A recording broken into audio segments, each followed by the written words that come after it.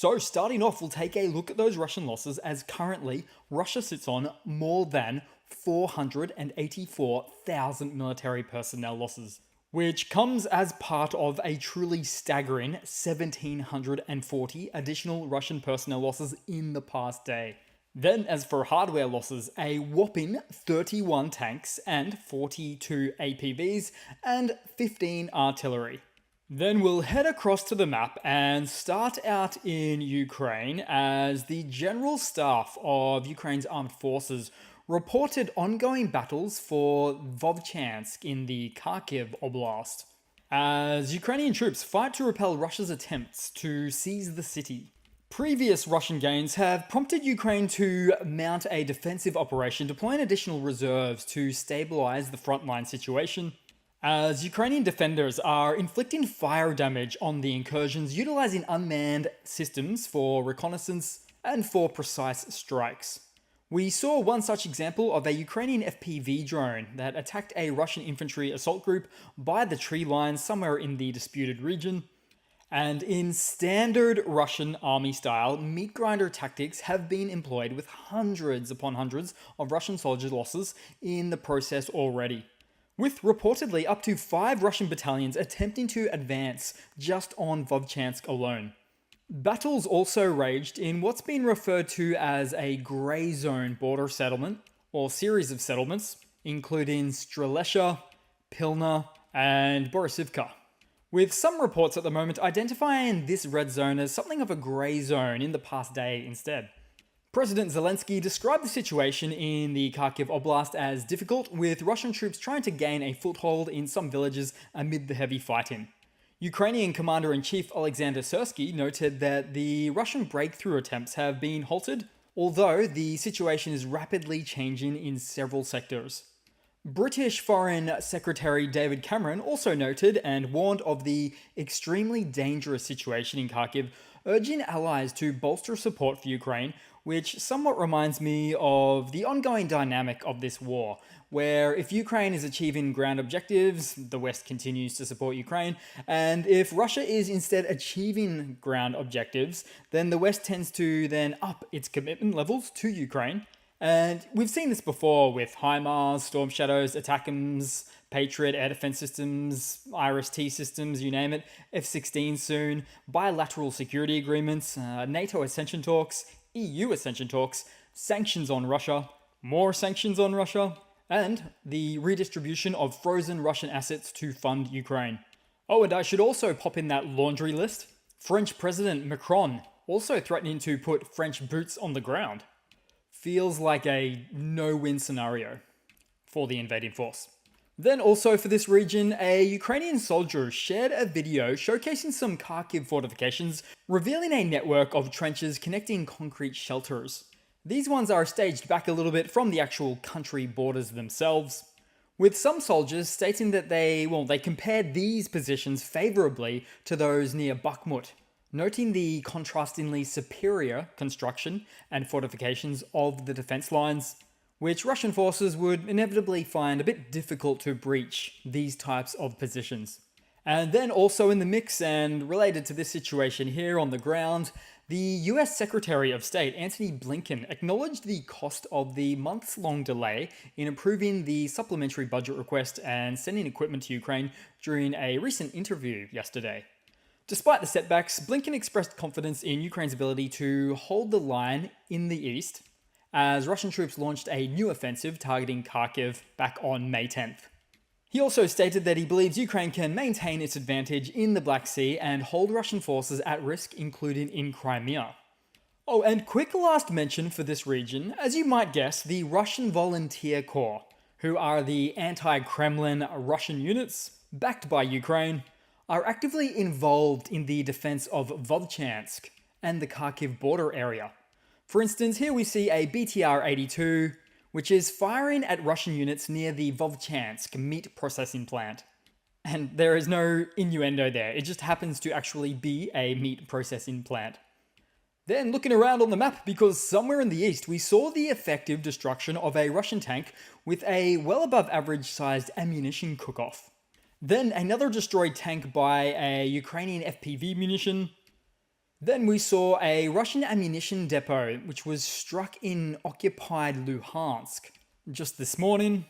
Then in the north, and in fact outside of Ukraine, so moving back to just beyond the borders of Kharkiv, as a Ukrainian FPV drone flew into a Russian checkpoint next to Oktyabrski in the Belgorod Oblast and destroyed a Russian VPC Ural MRAP. And you don't see many of these, or in fact any of these, generally at all inside of Ukraine, simply because there's just not that many of them.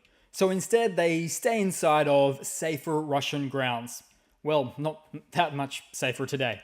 And just a note for this checkpoint, it's next to a gas station, which is around 13 kilometers or about 8 miles from the Ukrainian border.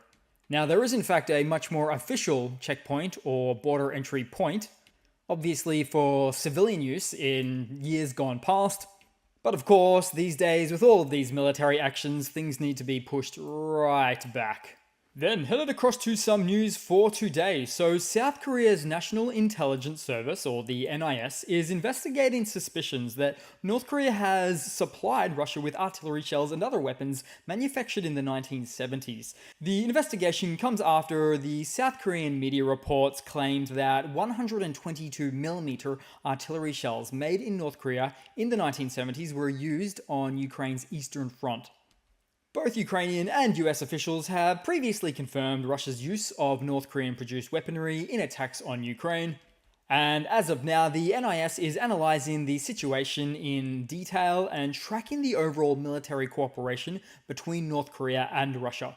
And as Russia's military stocks dwindle and domestic production is hindered by Western sanctions, North Korea has emerged as a potential key weapons supplier.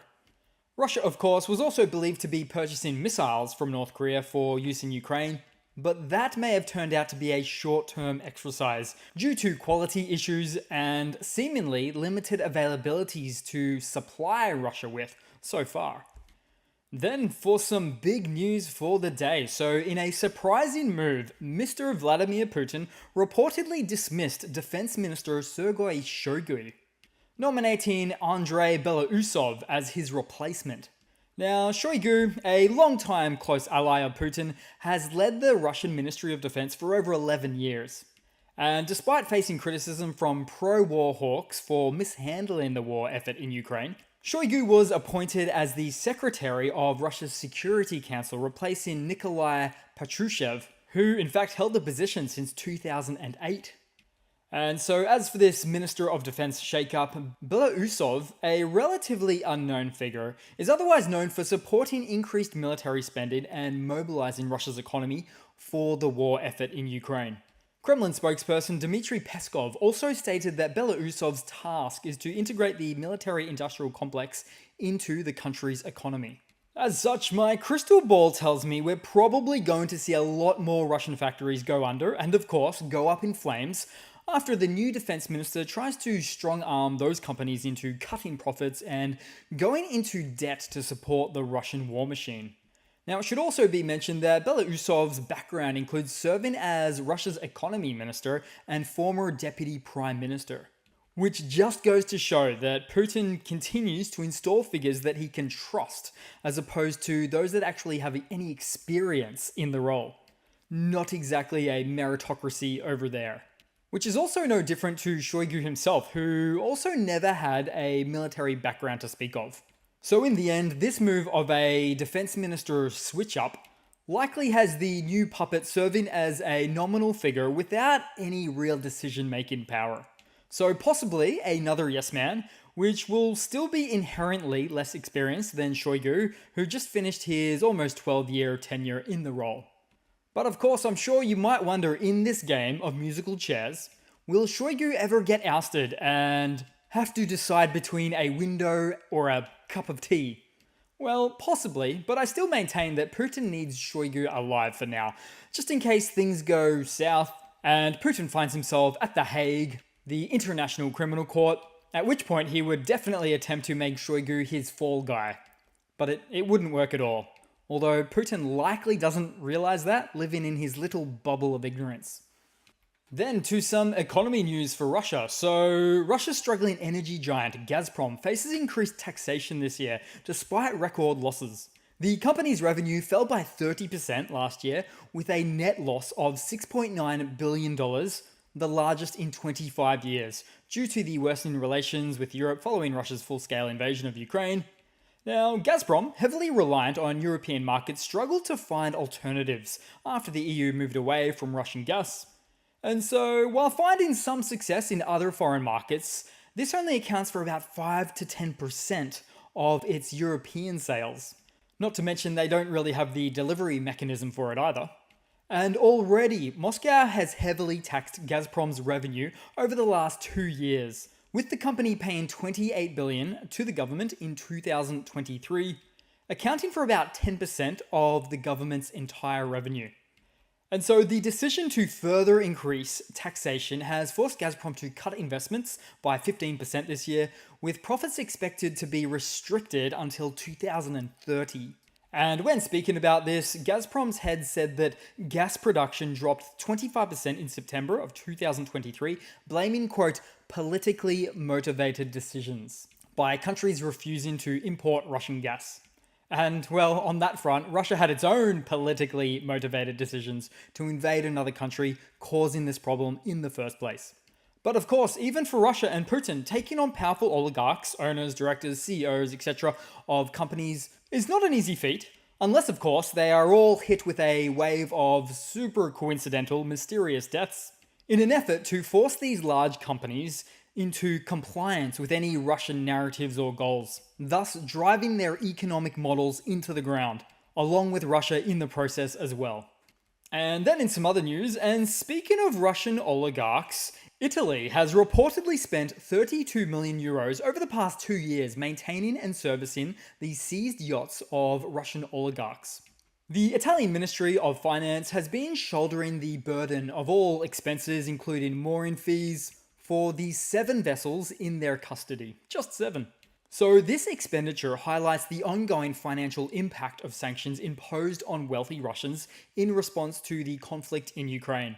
The seized yachts, once symbols of opulence and power, now sit idle in Italian ports with their upkeep draining state coffers.